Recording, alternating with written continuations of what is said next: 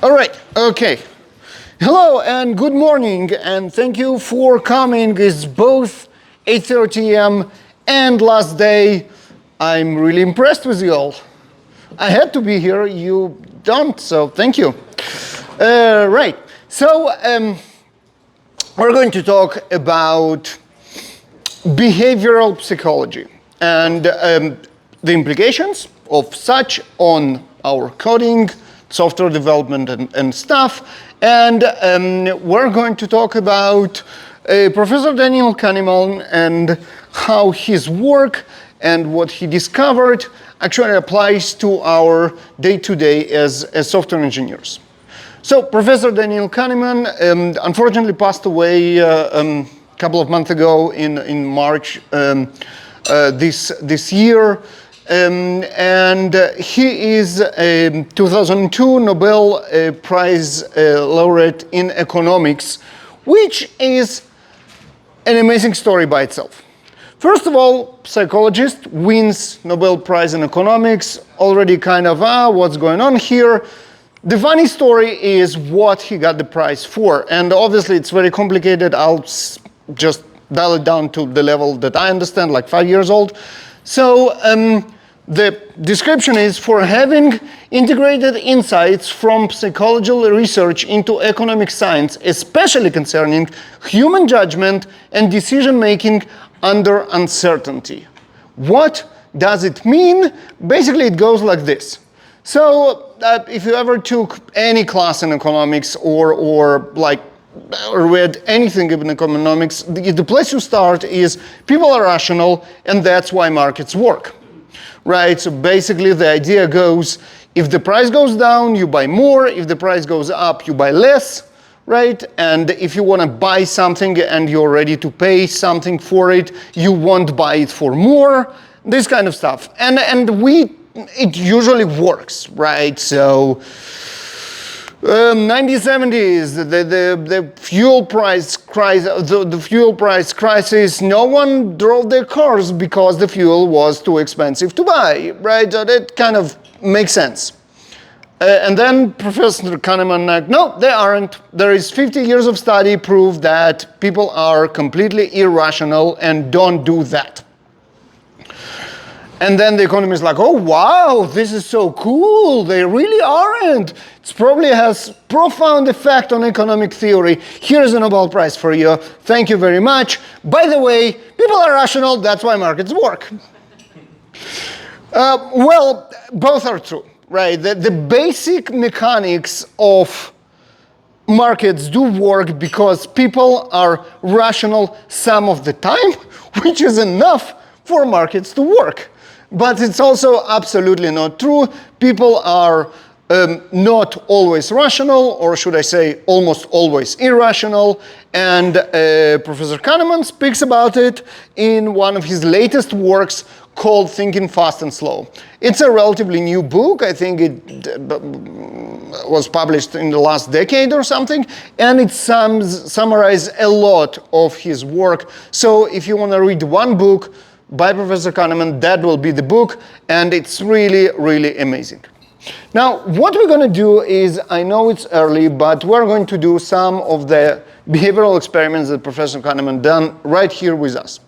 Right, the idea that you answer without overthinking it, just first thing that comes to mind, and it will usually be interesting to see what you come up with comparing to what Professor Kahneman came up with and everybody else. Okay, a bat and a ball costs $1.10 in total. Whoever already know it, don't spoil it for me, please. Right, the bat costs $1 more than a ball. How much the ball costs? Shout it out. 10 cents. Whoever said 10 cents or thought 10 cents, the first thing that came to their mind is fine. You are like most of the people, like you should be. If you said 5 cents, you're either an exception or you heard it and wanted to show off. Don't do that.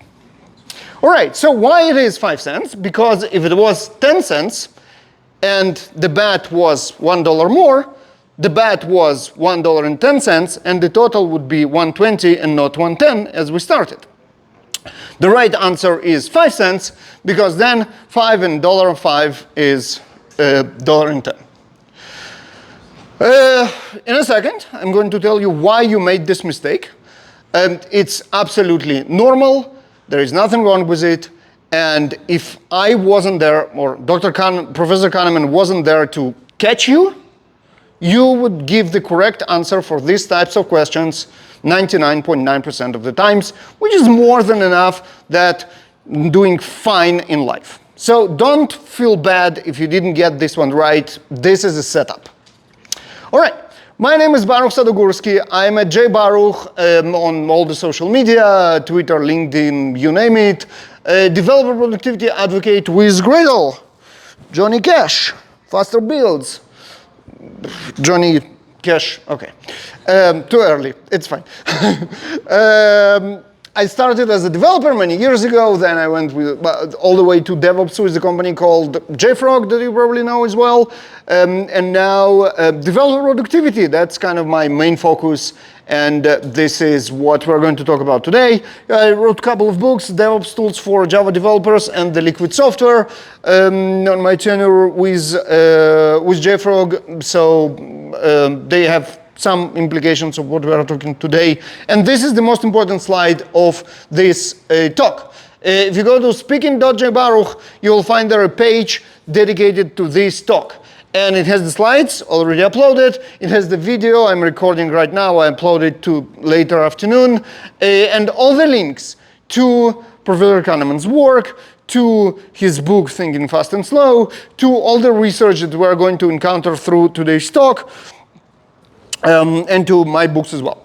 To make it easy to remember, it's in the bottom of every slide. So it's right there, speaking.jbaruch. Where is my, it doesn't work. Okay, speaking.jbaruch is right here. Hashtag UberConf, because this is UberConf and you praise this talk, don't forget to mention UberConf. Hashtag DPE for Developer Productivity Engineering, and JBaruch. Okay, so Professor Kahneman, what's going on? Why we fail in a simple, very simple, basic mathematics test? What Professor Kahneman found out is that we have two systems in our mind. He called them very profoundly, System 1 and System 2. System 1 is in charge for fast, intuitive, automatic, emotional thinking. It's also very cheap and eager to jump in. What happened when you saw $1.10 and then the question is $1 less? This is what happened. You had an automatic, fast, cheaper response from System 1. It was also emotional. You felt nice of knowing the answer so quickly. It was kind of nice, right? And it was absolutely intuitive. You didn't think about anything. You saw $1.10, $1, boom, you have the answer. That was pattern recognition. Intuition in general perceived today as pattern recognition on such a deep level that you don't even realize that you recognize the pattern, because System 1 works so fast that it gives you the pattern recognition result before you even realize that you know the answer, because you saw something similar. Now, System 1 is not the only way we think. There is also System 2. And System 2 is the opposite. It is very slow. It is very, like comparing to how fast neuron fast in your brain, obviously. It is analytical, controlled, logical, and expensive and lazy. When I tell you the answer 10 cents is incorrect, and you go like, okay, let's think about it for a second. Yeah, 10 cents plus 1 and 10 is 120. This is not what we need. We need 110. So obviously it's 5 and 1 5. This was your System 2 engaging. It is expensive and lazy. It didn't engage by default. By default, you got this. But when I told you, hey, think about it again, you had to engage your System 2. You did some analytical thinking, step by step, logically, and you came up with the right result. So generally, the way your mind works is something like that. You have system 1 that is always ready to jump in and say, hey, I recognize the pattern. I know exactly what's going on. And then sometimes system 2 goes like, hey, wait a second. Let's think about it for a second. This is generally, for most of the people, how everything always works. Now, you can think about a lot of examples how system 1 and system 2 interact. For example, driving. Remember when you learned to drive and you had to concentrate all the time on the road? It was tedious and tiring, and by the end of the day you were exhausted. Compared to how you drive 10 years later. You don't even pay attention. It's like walking. It's like breathing. And if you don't engage your system 2, you will end up by your office on Sunday because that was system 1 that took you there because it recognized the pattern. This is where you drive every morning. So it just takes you there, and you were deep in thinking about something else, and you didn't engage your system 2 in time and say, hey, today is Sunday, we don't need to go to work, instead we need to go someplace else, you will end up on the parking lot of the closed office. All right, let's do more system 2 thinking on this fine Friday morning. Java code, there is a bug in this code, and if you can tell me what it is, that would be very nice.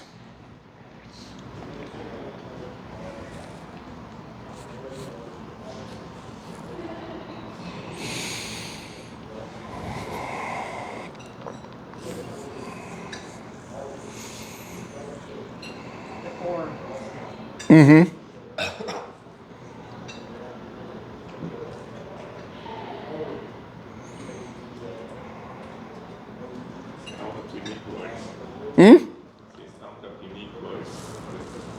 Count.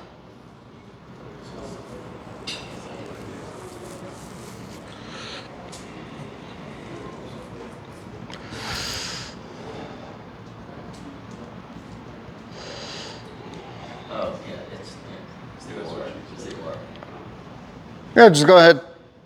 Are we adding all the words instead of that one word, the line?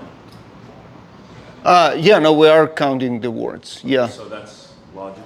That's the correct logic. No, yeah, it's fine. Yeah. There's processing of comments. Yeah. Anyone else figure it out?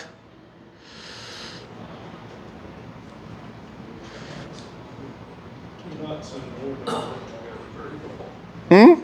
2 knots in an order don't work together very well. Yeah. Yep.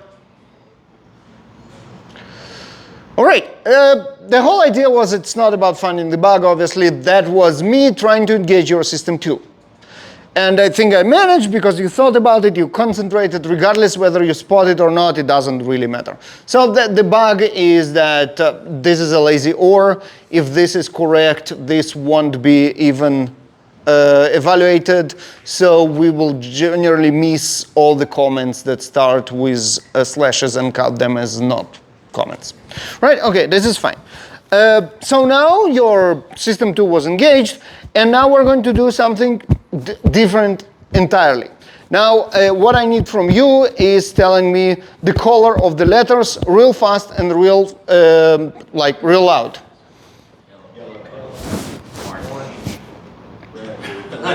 Yeah, okay. Yeah, no, I mean, I need to do something with that. Never works. The idea is that you are inclined to read the word instead of saying the color, especially when your system 2 is tired. Well, obviously, the silly Java bug wasn't enough to make you so tired that you will do this mistake, and to find with the probably better exercise. But the idea is exactly that, right? When you try to concentrate on something very hard, you kind of exhaust your system 2 a little bit, and then you make mistakes that you wouldn't do otherwise. And that's because you have mental fuel. Now, obviously, Professor Kahneman came up to the conclusion of mental fuel by observing people doing things. For example, what we just did, he probably staged it a little bit better because it worked in his case. It didn't work in mine. But the idea is it was an observational conclusion. Time passed, I think like 30 years, and scientists found a physical implementation of this concept of mental fuel that Professor Kahneman spoke about. And that's a study published in the Journal of Neuroscience in 2020, Attention and Capacity Limit and Perception, Cellular Metabolism Account. I have no idea what any of that means, so obviously I asked ChatGPT, and ChatGPT told me, hey, Barney style, right? Imagine your brain is like a smartphone battery that drains as you use apps. That's exactly the fuel. Our brain has fixed amount of energy for tasks, like the battery. And then when something needs a lot of focus, like finding the bug, it's running like up, power-hungry app, drains the battery, and then you need to recharge it basically by closing the apps or going to sleep. Closing the apps will be like, hey, let's use less energy, and then going to sleep will be, hey, let's recharge entirely. Right, so this is pretty amazing. Well, yeah, there was like stuff like whatever. Cellular metabolism is our mental fuel. And we have a finite energy supply, and we have two modes, high load mode and low load mode. And the way it matches with System 1 and System 2 is that when you are on a low load mode, it's very hard to engage System 2. Because we don't have this mental fuel, and System 2 is lazy and expensive. Now, which system do we use for coding? Who thinks we use System 1? Sometimes. Who thinks we use System 2? Well, yeah. No, this is like... Right. No, but I mean, yeah, I agree. There is some System 1 in coding, right?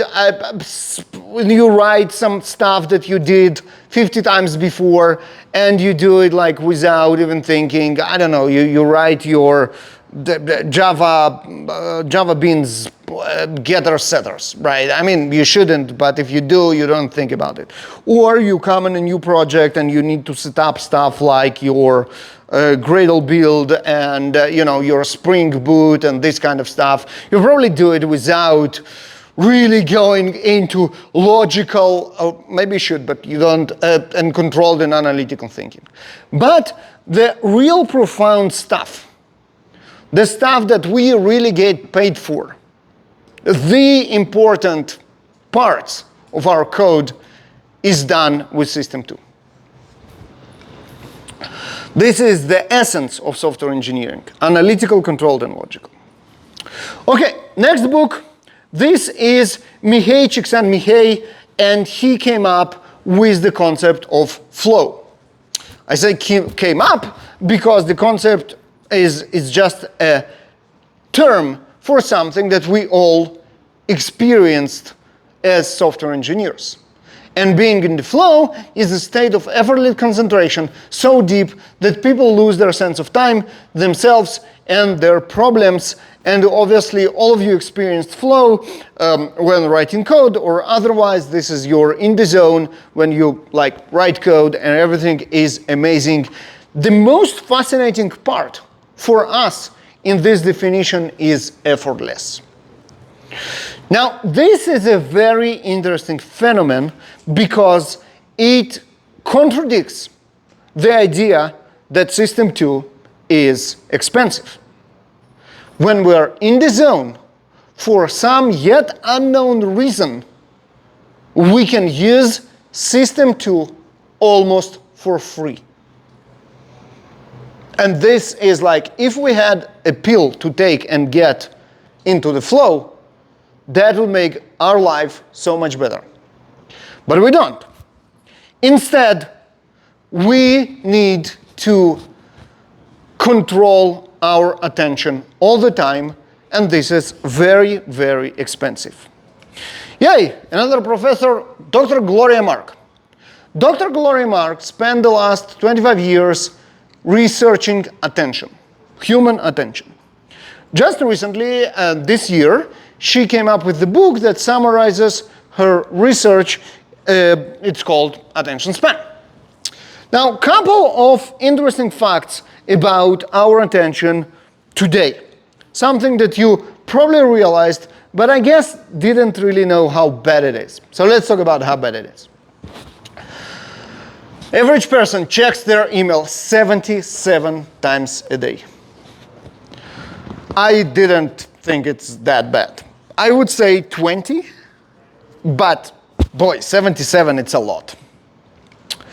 Our attention span has dwindled to about 47 seconds on any screen, on average again. Again, I knew that it's short. I didn't know that it's that short. I would say a couple of minutes, like when I switch between reading emails to whatever, but 47 seconds is brutal.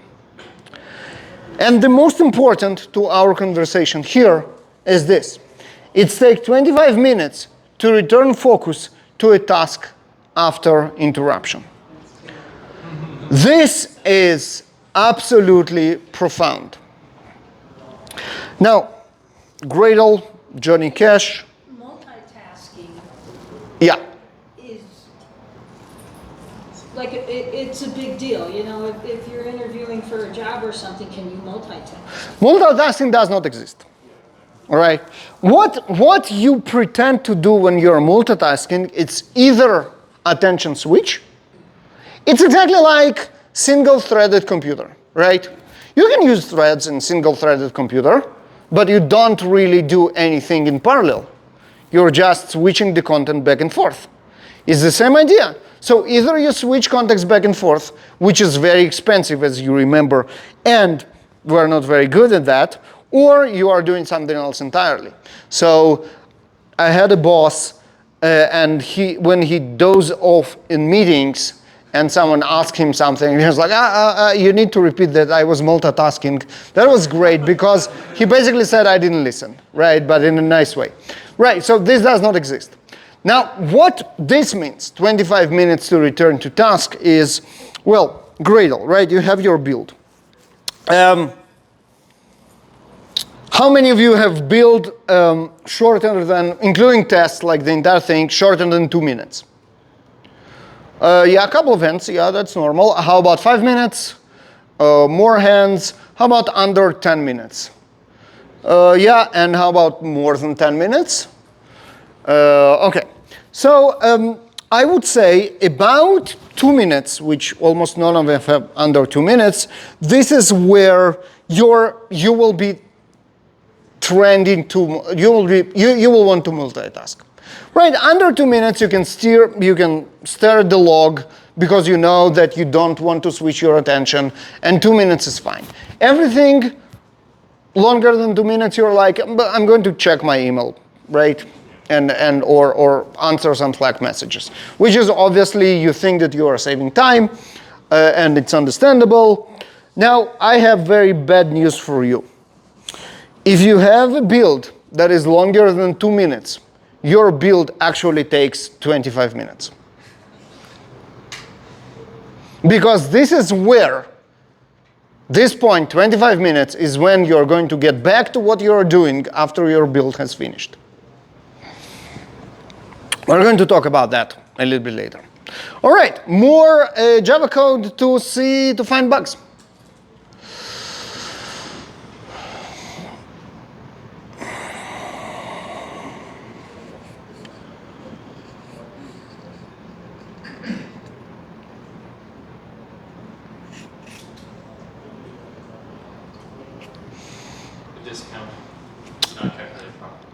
Discount not calculated properly. What's wrong about it?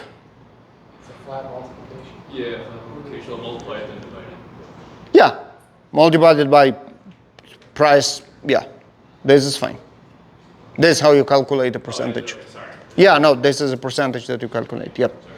No, it's fine. It's good thinking.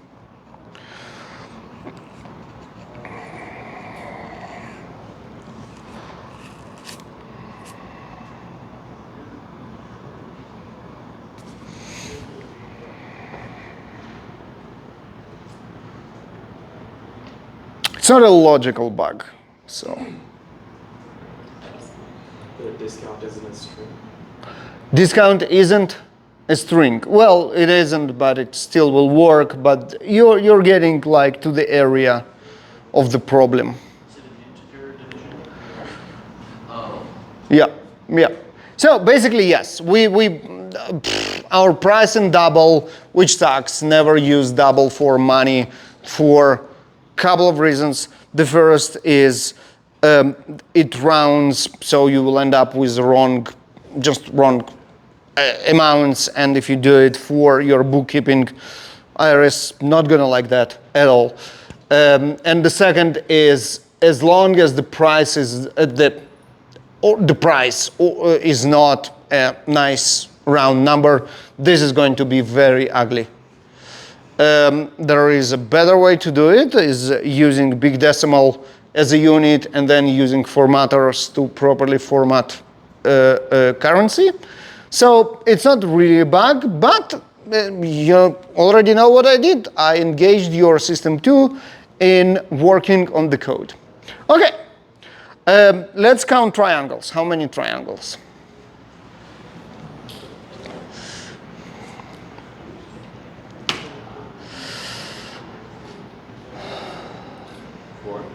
Four. 7, 10, 11, 19. Okay.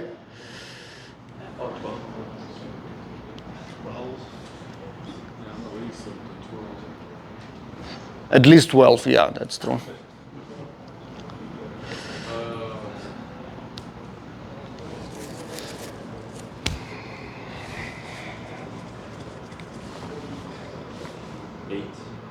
Eight, at least 12, we just said.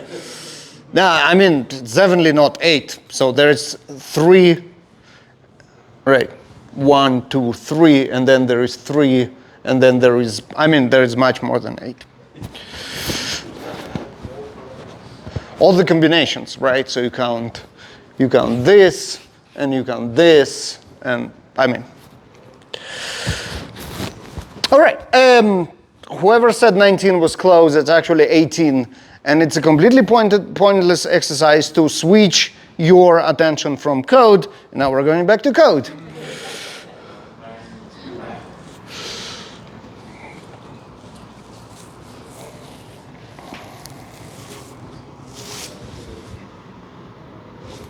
Do we need divide by 100 here to get the percentage?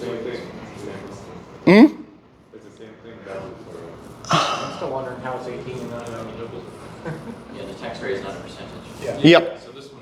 Right. So here we go. Now, this is obviously much easier because it actually has a very profound logical bug. But it took you, actually, some of you, most of you, if you, as Professor Kahneman puts it in his book, if you are most of the people, it will take you now longer to find this bug than the previous one, although this is easier to spot because you did the context switch. Which is absolutely normal if you are like most of the people, right? So here is, from everything we learned, here is one of the biggest problems of our industry. We deplete our fuel by context switching, which we, as we already know, do all the time. And then we are not in the flow because of context switching, because to be in the flow, we really need to concentrate, and all the distractions kick us out of the flow. And it is a lose-lose proposition. We need more fuel because we are not in the flow, which is effortless, and we need to force to engage our system 2, which is expensive. And we have less fuel because, as you just saw, context switching depletes our fuel. Yet another research, last one for today, I promise. Characterizing and predicting mental fatigue during programmer tasks. Now, this one is my favorite because the big revelation of it is developers are cutting corners on quality when they're tired. Wow. But you know what? Did they get a PhD out of it? It's a valid research. It's an acm.org. It is peer validated and what's not. In any way. Now, it might not be that bad, right? You might say, you know what? Okay, I get tired faster. I deplete my energy, and you know what? Fuck it, I'll call it a day. Not because I'm lazy, just because, like, hey, I'm tired. The problem is, we actually don't know where to quit. Professor Kahneman provides a very disturbing example of how it works. He did a study of parole judges, which gather every day, review cases, and decide whether a certain criminal should get out on parole or not. And the defined parole decision is denying. This is kind of how they operate. He interviewed them, and they said that if they are not sure, they deny the petition. They really need to have very good reasons to approve it. Fewer paroles were given before lunch and in the end of the day, which is very, very disturbing. Right? Think about it. Your freedom depends on whether or not that judge had a sandwich yet. Your freedom depends on whether this judge was able to engage their system too. They were not hungry and not tired. And obviously, they didn't do it on purpose, right? Because sometimes we don't care if we do a good job, but judges granting freedom to people should definitely strive to do their best all the time. So it's not malfeasance, it's not like that they were lazy, it's just we really don't know where to quit. Even when knowing where to quit has profound implications, like people's freedom. What that means is that when we are tired, we are not stopping. Instead, we are switching to system one, as judges did. So this is exactly what we do. And when we code on system one, this is something that I call an OK code. Yes, it will work, right? Because we have all the validation support on modern software engineering can provide. We have statically typed languages. We don't do silly mistakes that won't compile. Well, we do, but then we correct them because they didn't compile. We have testing that will find the obvious bugs. And then we have PR reviews that kind of strike down stuff that is absolutely garbage. But code which works but not great, this is the result of coding on system one. Now, you might say, wait a second, there is one more line, and when I asked you which system is used for software engineering, you told me that you sometimes use system one, and this is the intuitive part. So we definitely can generate code on system one, but to remind you what intuition is skilled responses after adequate training. One more book. I think it's the last one. Outliers by Malcolm Gladwell. Malcolm Gladwell coined the term, and I bet you heard it, the 10,000 hours for excellence.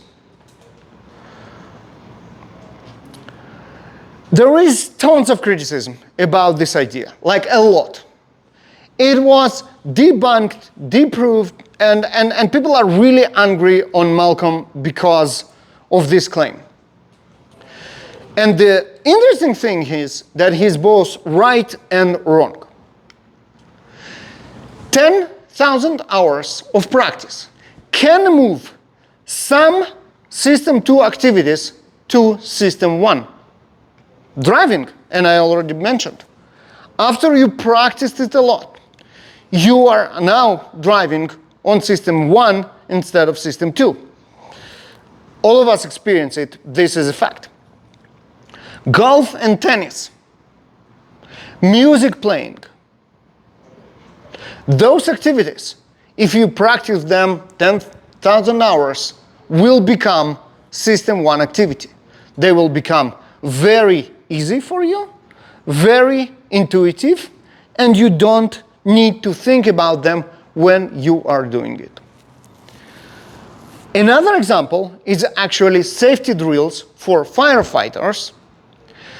And this is an example from Daniel Kahneman. The story there is that a firefighter knew to call his team out of a house a couple of seconds before the floor collapsed. And when they asked him, how did you know that the floor is going to collapse? He actually didn't know how he knew it. He said it was an intuition. And when they started to research it, they figured out that the difference was in the sound of the fire. The sound changed because the fire got to the basement when it has less oxygen. So the sound changed, and the firefighter didn't realize it, that there is danger, took everybody out, the floor collapsed.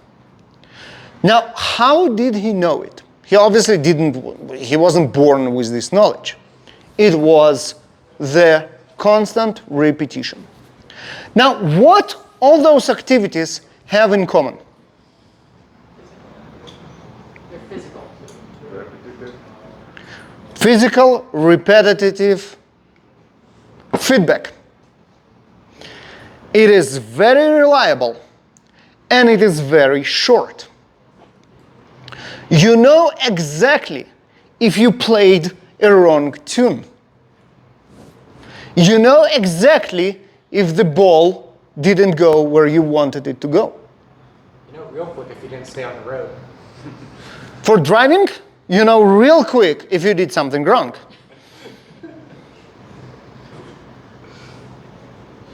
Those activities can be drilled into system 1.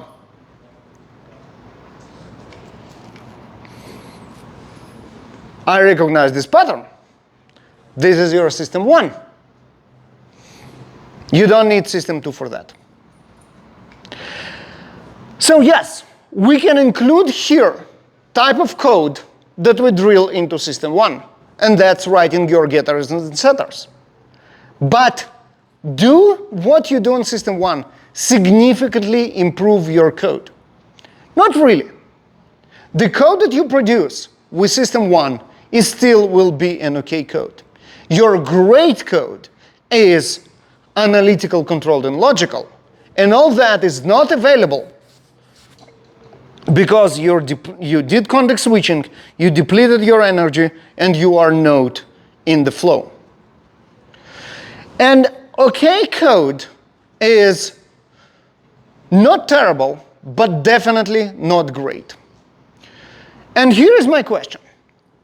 Who thinks that sucks less? Who thinks that bad code is actually worse than OK code? The code that is straight bad is actually worse than code which works but not great. It can depend on the context. That's true. And who thinks that OK code is actually worse than bad code? Yeah, more people, me included, and I can tell you why I think that. The problem with OK code is that it flies under the radar. It looks OK to us because we run on system 2. It looks OK to our PR review because whoever reviewed it on system 1. They reviewed it on system 1 not because they're malicious or lazy, but because they don't want to waste their mental fuel for context switching for something that is not important for them. They are working on something else. This is their context. They are willing to context switch for something fun, watching TikTok movies, like shorts. They really don't want to context switch to read more code which is not theirs. If they're already in reading code and writing code, it will be their code. So they will review your PR, and you will end up either with looks good to me, or some silly spelling mistake fixes because they want you to think that they read through all of it, but they actually didn't. So your OK code will look OK to them because they check it on system 1. And it looks OK to our pipelines. Because our pipelines, although being logical and analytical, it's just a bunch of logical decisions, is still system 1. And it's system 1 in terms that we coded into them just the obvious checks and the obvious things. The things that we might recognize were our system 2 are very, very hard to codify into validation pipelines. They do check stuff, but they check that the code is working. They check that you use tabs instead of spaces, or vice versa. They check the system 1 stuff. So our OK code end up in our OK product. And this is something that I yesterday started to work on a new talk about technical ancientification. About how all the software is somehow not good. This is one of the reasons, if not the main reason. So what do? It's very simple. We need to save our mental fuel. Our goal is to have enough mental fuel to last all day. So even when it's 4 p.m., you still have the ability to engage your system 2 when you need to. How do we do that? There are a lot of ways of doing it. Time management strategies.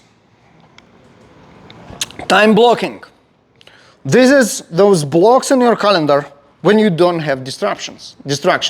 And I'm not only talking about meetings, talking about everything, about your phone, about your browser, about no distractions.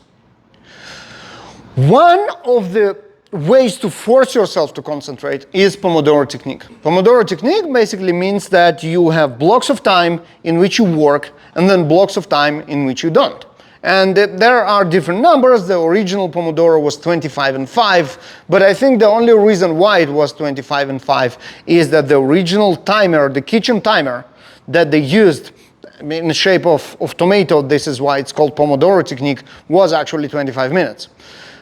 So this is how it became 25 minutes, and now everybody ran with it. It was 25 minutes. Which reminds me another anecdote, which is completely unrelated, but I love to tell the story. Why 10,000 steps? Anyone knows? The goal of day step usage is 10,000. Why? The first fitness bands, the Chinese first fitness bands, had 4 digits on the display. Pomodoro technique is exactly the same. The original Pomodoro timer was 25 minutes. So this is how it stuck, 25 and 5. Now, it really doesn't matter. It can be 25, it can be 50, it can be whatever you can last without interruptions. Now, you might say, but hey, this actually, right, this is actually context switching. Did you say that context switching is bad? Well, this is intentional context switching. This is where you plan to do something else. And this doesn't cost you as much as involuntary context switching. Also, you will usually break your tasks on some logical batches. So when you work on something and you hear your timing ringing and you almost got it, you won't drop it and context switch. You will finish it and then do something else. The third one is task batching, which means that you batch similar tasks together. When you have meetings, you have hours of meetings batched together. When you work on code, you have hours of coding batched together. Now, you might say, you know what, fuck it, I'm just going to block my entire calendar and there will be no interruptions, right? Well, not really, because we all work with people and sometimes meetings are useful. So how do we balance it? How do we make those interruptions to work in batches and not just random? Free promotion of an amazing tool that I dearly love and have no connection, although they really should pay me, called Reclaim AI. This is a calendar managing software that does exactly what we need. It blocks time, it batches tasks, but it still allows access when needed. The way it works is you define what you want to achieve. You can say, I want 2 uninterrupted hours a day for coding. And it will put it somewhere, let's say put it between 10 and noon. And then your boss slaps a meeting over it at 11. Usually, with your normal calendar, you will either have to spot it and then move your coding time around, or you will just won't pay attention and then you are hour in the flow and then you have a call from your boss, hey, where are you? We have a meeting started 5 minutes ago. Now, Reclaim helps you do exactly that. It will move your, what they call habits, to accommodate something that cannot be moved, your meetings. So it will take your 2 hours and instead of being here, we'll move it so you will still have it. And this is absolutely awesome. It works with your task list, so it will put your to-do list in the right places, also with batching and allowing access. It's really, really good. I really recommend it. What else? Mindfulness and, well, your system 2, as any other muscle in your body, can be trained. You can actually expand this battery to accommodate more fuel. And you do it through exercise, mental exercise. Some stuff like meditation, stuff like reflective practices, stuff like being trained to concentrate. Being ability to resist context switching is trainable. So you invest in that and then it works. Well, interruption management, obviously workspace organization, your noise cancelling headphones, you're not sitting in the open space if you don't need constant interaction with your colleagues. Notification management, put your phone on silent for forever. Right? There is absolutely no reason to get any notifications except of very few exceptions like your family emergencies and this kind of stuff. Your phone should be on silent forever. Prioritization techniques, well, this is more of a mindful and meditation stuff and training to know what's important and what's not. Physical and mental being, well, go to gym. This actually helps to train your system 2 for a larger capacity. And breaks and downtime, you remember when we spoke about how your system 2 your mental fuel get depleted and you need to recharge it. The only way, positively, the only way to recharge your mental fuel is sleep. There is nothing else, absolutely nothing. And that means that sleep is absolutely critical for being able to operate with System 2 the next day. And that means at least 7-8 hours of sleep are absolutely mandatory if you want to be able to perform. And developer productivity engineering. Developer productivity engineering is the engineering aspect, or how can we engineer being more productive? What are we talking about? Stuff like eliminating toil. When we are wasting time on toil, which are actions that are not mandatory, we are wasting our mental fuel, our system 2 resources on stuff which is not what it should be invested in. Collaborate through effective tooling. Your build has failed, and now you suspect that one of the colleagues has something to do with it. What do? Well, you go to them, or you call them, or you Zoom them, so you kind of interrupt them, obviously. And then you try to explain what went wrong, maybe by just explaining, or by sending them the log, or sharing your screen with the build log on the screen. This is terrible for both your system 2 mental fuels. You interrupted them, and then they are forced really hard to find something that they context switch to what you are doing and try to find what went wrong. Now, if you had tools that can give them this context on their terms, you would save them system 2 and yourself mental fuel on explaining what went wrong. This is just one of the examples of effective tooling. Automation and elimination of bottlenecks. So automation, if you don't do it by hand, you don't waste your mental fuel on doing it. It's just done automatically, which is great, right? And bottlenecks, again, moving faster. Observability, now after you did all that, after you set up effective tooling and you eliminated bottlenecks and you automated everything, now you need to make sure that it still works tomorrow. And this is where observability comes in. All of us know how observability is important for our production environments.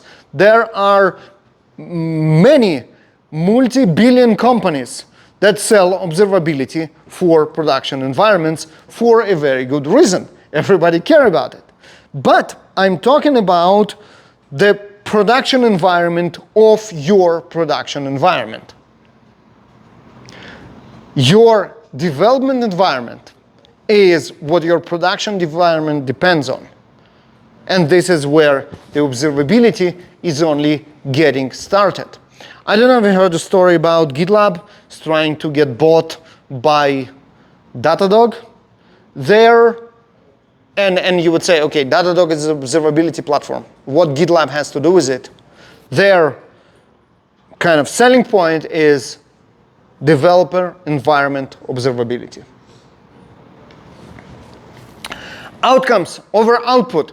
This is another example of how terrible the build log is as something that we can act upon, because if it failed, there is absolutely no easy way for us but just looking at the log to say, hey, this is what went wrong, we need to fix it.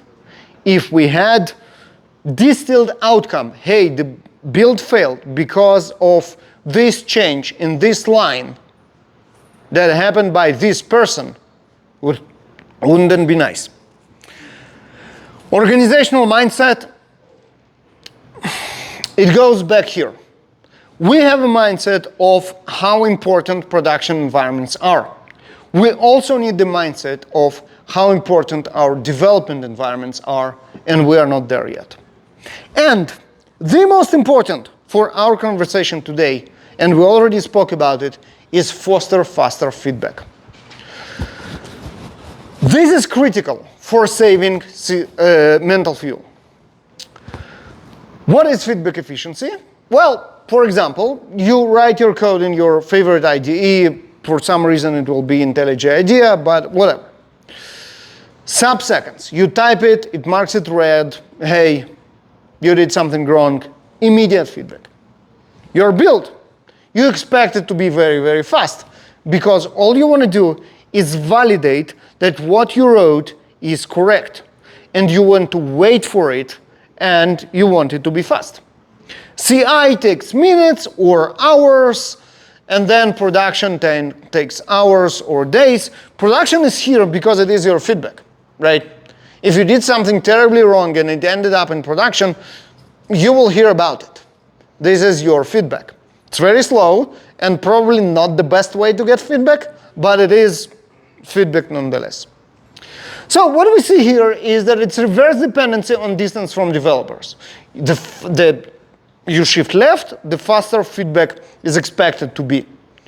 And the build here is the exception in the real world. And we just spoke about it, how very few of you have this build that you feel very comfortable to call fast and wait for it to finish to get the feedback that you need. Now, the problem with build is that you have two types of feedback. You have asynchronous and synchronous feedback, and asynchronous will be your CI/CD and your production. You don't wait for it, right? You did your commit, and you're done. You're switching to something else. It means that it doesn't ruin your flow. It doesn't make you to context switch. You're just fire and forget. The problem is that obviously that if the build has failed, this is distracting because you already do something else. But the whole idea of having local build is to get very high degree of confidence that the CI won't fail. And make sure that CI fails very, very rarely, and then this distraction is not that significant because it just doesn't happen too much. Now, synchronous feedback will be your build.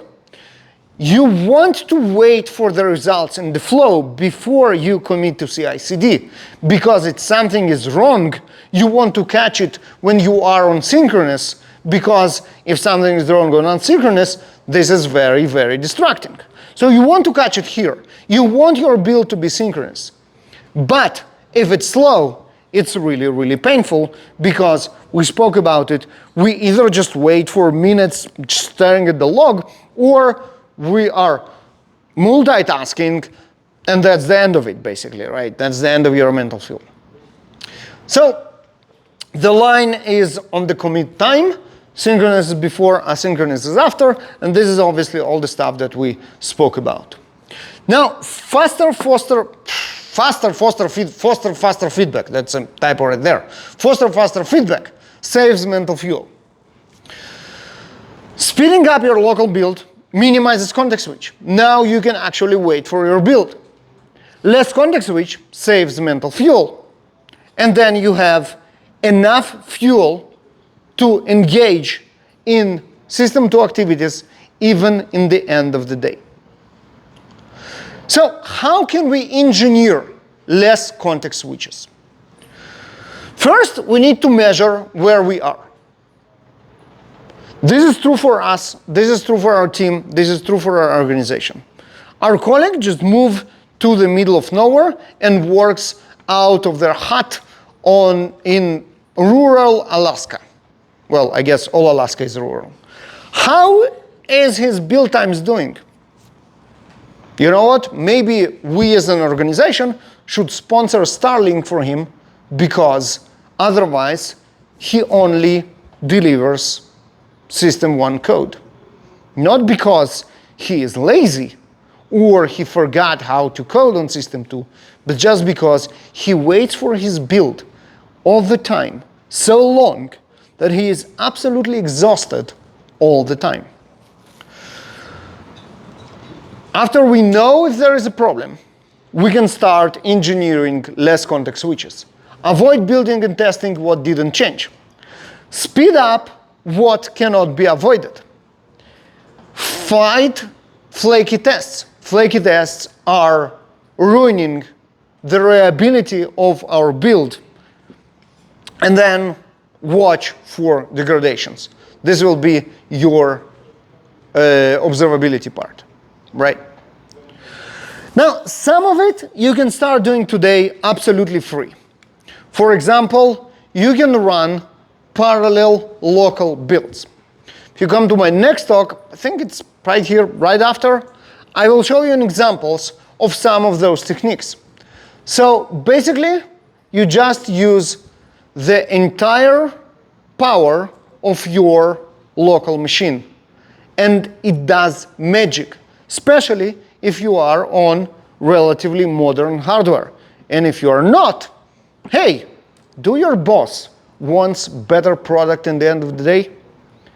One of the ways to ensure it is buy you the latest hardware. Professor Kahneman said it, not me. Local caching. Again, very powerful. You can use what you just built instead of building it again.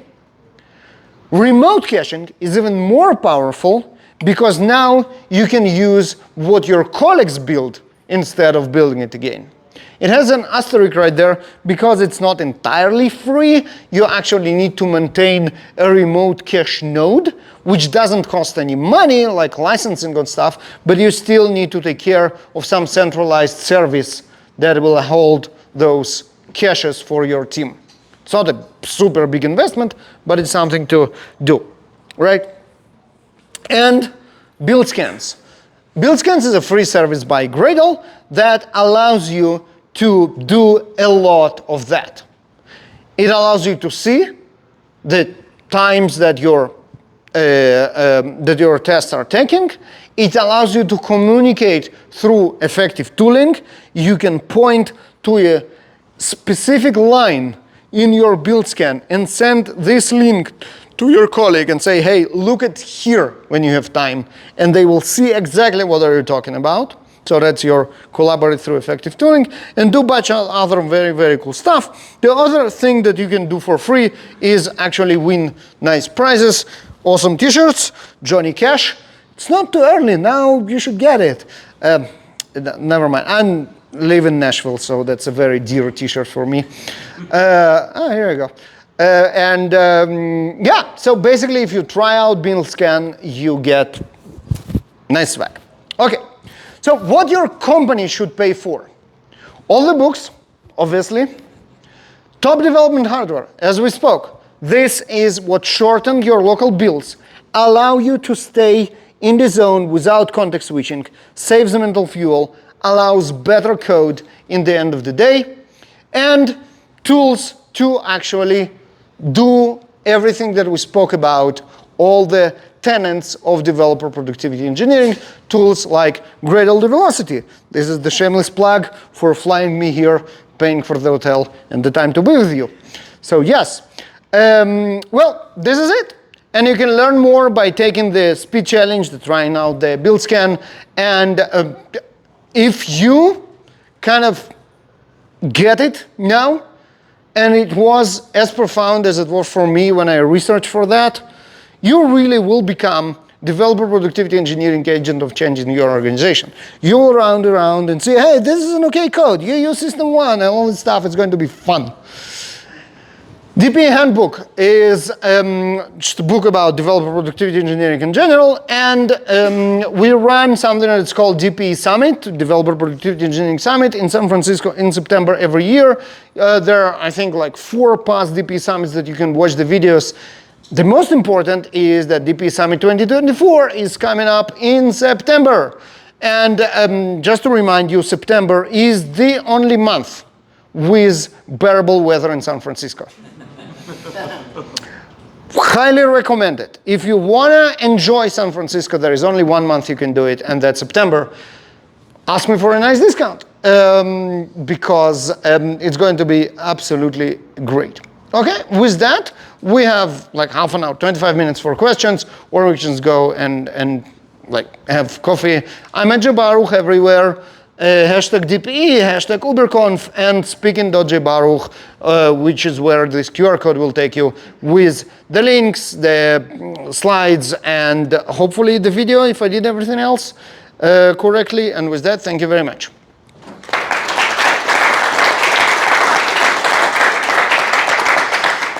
Heads up for the next talk, just to set the expectations right. It's going to be another research into the same topic of developer productivity engineering. It might be just fun to hear another aspect of why it is important, except of System 1 and System 2. But the interesting part is I will go a little bit into more details into the engineering techniques that I mentioned here with some examples. So that might be interesting. If you think you heard enough about developer productivity for one day, this is absolutely fine. I won't take an offense if you won't come for the second one. Thank you. All right, questions? Yes. So you said you can train resistance to context. Yes. Can you go back on that, if that makes sense? Like you build resistance, then slowly it goes... Oh, of course it degrades. So, okay. Yeah, it's like any other muscle. If you stop exercising, it will degrade. Yeah, it's absolutely the same. And are there... And we see that how it degrades for all of us with time, right? I don't think 20 years ago, the numbers that Dr. Marx came up with would be the same. Are there ways to slow down degradation? You need to keep practicing, exactly like exercising. This is not a one-time thing. Yes? So in last few years, a lot of companies have gone hybrid, remote, like mix of everything. Yeah. How has that impacted developer productivity? This is excellent question. Going to remote and then back to office and what's not, how does this affect developer productivity, in like general developer productivity? Well, there is nothing better for productivity than working together on a given problem in physical co-location.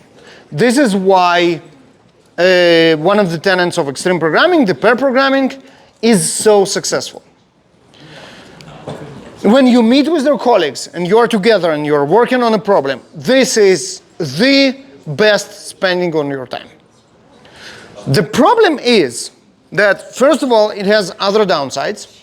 For example, you cannot get in the flow when you are extracted by other people. For that, you need to be alone by yourself in your zone. Another problem is that if you try to hire people to be co-located, it physically limits the amount of candidates you might have.